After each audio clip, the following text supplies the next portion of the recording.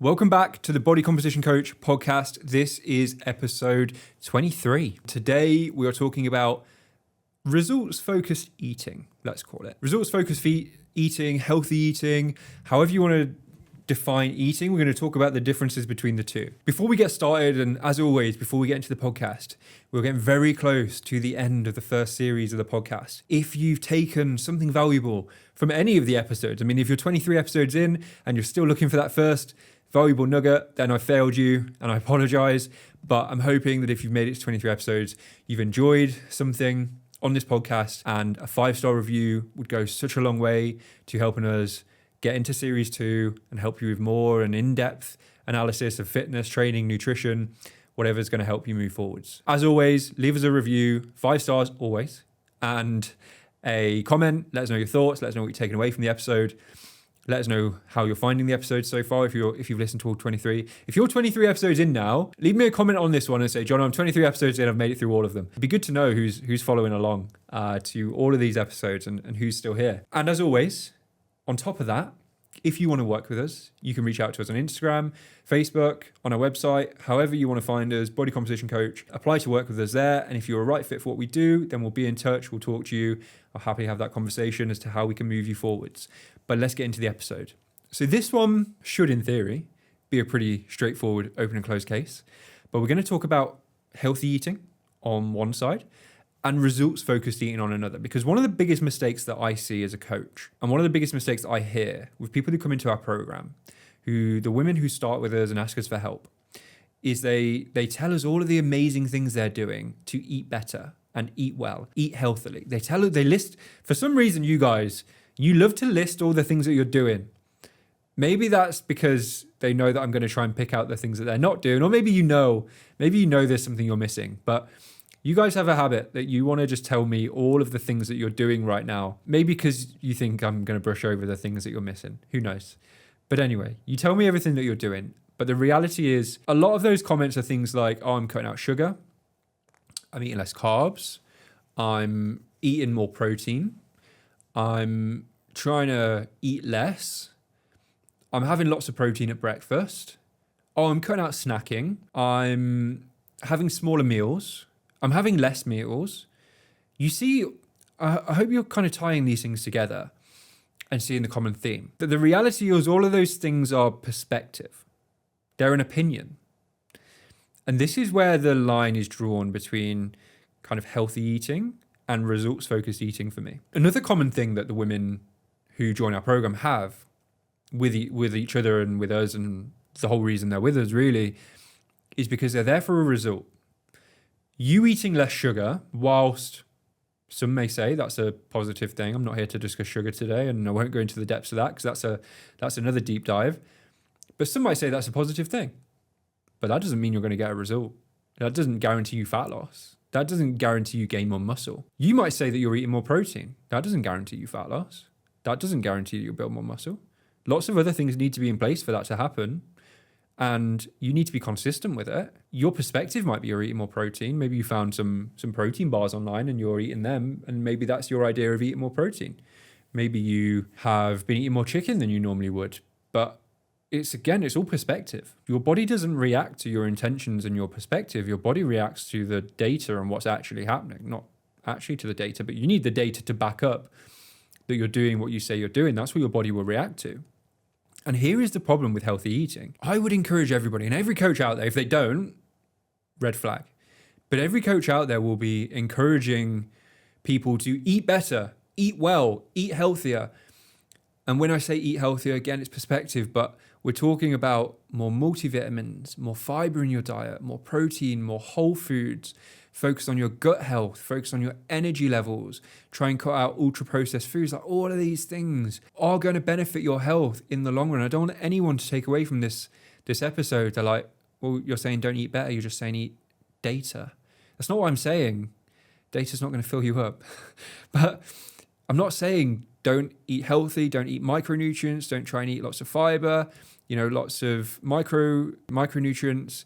Lost my train of thought there. Don't take away from this. I'm saying that any of that stuff is negative because it's all positive. But if you're here for a result, if you're here to get an outcome, whether that be fat loss, building muscle, any weird and wonderful thing in between, or a performance-related goal, your nutrition should be directed towards that goal. It shouldn't just be you're eating better, you're eating healthier, or you're generally doing something through your perspective. Now, what's the difference for me between eating healthy and eating for results? Data. It's data. Data's the line between the two. Because I can tell you now that all of my clients who come in and say they're doing the right things and say they're eating well, say they're eating more protein, say they're eating more fiber, they're focused on their energy levels, whatever they say, eating less sugar, whatever, right? When they come in and they start tracking data and the data backs up what they say, not just what they say, but the data backs up that they're doing it, they get the result. And that's the reality. And they've crossed the line, they've crossed the bridge from eating healthy generally to results-focused eating. Some of the common misconceptions around results-focused eating, which grind on me a little bit, are this idea that it's obsessive. Now, let me address the obsessive thing. If you think tracking calories is obsessive, if you have come to the conclusion that understanding the food that goes into your body, how it impacts your body, how much of it you need, how much you don't need, what portion control looks like, you're talking yourself out of a result. You're talking yourself out of actually improving your health, because losing body fat is something that is going to improve your health. I genuinely believe that anybody tracking their calories, if they want to intuitively eat down the line, if they want to improve their health down the line, if they want to be able to control their body fat, measure their body fat, increase their muscle mass, whatever they want to do, understanding quantities of food is going to be extremely important. I don't believe that tracking calories is obsessive. I think it's necessary. I think tracking calories and tracking your macros is necessary for a period of time. Should you be tracking calories forever? No, absolutely not. Nobody should be tracking calories their whole life. You can't intuitively eat for a body that you've never earned and you've never earned the results of. So if you think that you're going to intuitively eat your way by eating healthier to a lean, toned, strong, muscular physique, whatever it is you're aiming to build, low body fat, if you think you're going to intuitively eat your way there, but you've never really been there, you have another thing coming. You are in for a fight. So tracking your calories, having the data to back it up is going to be one of the most important things you can do. Here's the key, right? Here's the magic. What if you tracked your calories, you had your data to prove it, you had your data to say you're hitting your protein, you had all the data to prove you'd stuck to plan all week and you'd done everything that was required to get the result, the fat loss result that you're looking for. Let's imagine you've done all of that, but you blend into that the health benefits. You try and have a varied diet full of fiber, full of protein, full of nutrient-dense foods.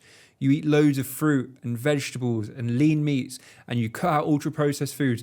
Imagine if you did that and you ate for a result. Is that not, that's dreamland, right? Because you're getting the result, you're tracking the data, you're guaranteed the outcome, you know where you're going to be, but you're energized, you're healthy, you're full of vitamins and minerals and all the good stuff. That's where the magic happens for me. It's not even that you need to be health focused or results focused. If you want a result, you must be results focused, but there's no reason why you can't ride the bridge between the two or bridge the gap between the two.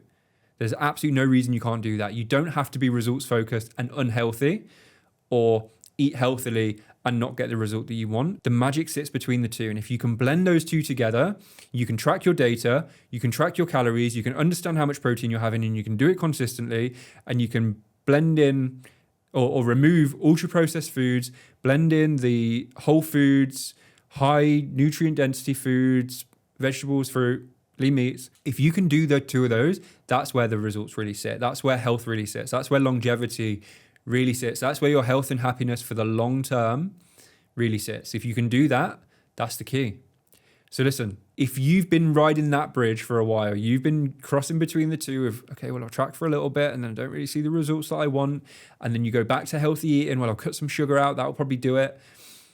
If you've been switching between the two, hopefully from today, you've learned that that's probably why you're not getting the results that you want. So here's what I think you should do. go all in on the results focused. Make sure you have the data. Make sure you're eating for the result. Blend in all the things you know that you should be doing. And if you don't know what that is, cut out ultra-processed foods or lower them. Eat more whole foods. Aim to have as many different colors of fruit and veg every day as you can. Aim for lean meats, chicken, beef, steak's great. Any of those things, eggs. Try and have more of that. Dairy. Like I say, cut out the snacking, the sweets, the ultra-processed foods, all that sort of stuff. You can have both. You just need to know that the results focused needs to be lined up first for you to get the result you're trying to achieve. And then make sure it's full of all the health-rich foods. So listen, if you need some help with your nutrition, if nutrition has been a barrier for you for a very long time, if you've been going back and forth, eating healthy, cutting sugar out, trying to not eat ultra-processed foods, but then binging on ultra-processed foods, or you've been trying to eat more whole foods, but you're struggling, you don't know what meals you should be eating, you don't know what your nutrition's supposed to look like, you don't see why you're not getting the results eating the nutrition that you currently are, you probably need to reach out to us. You need to give us a message. Do that on our website, on Instagram, Body Composition Coach.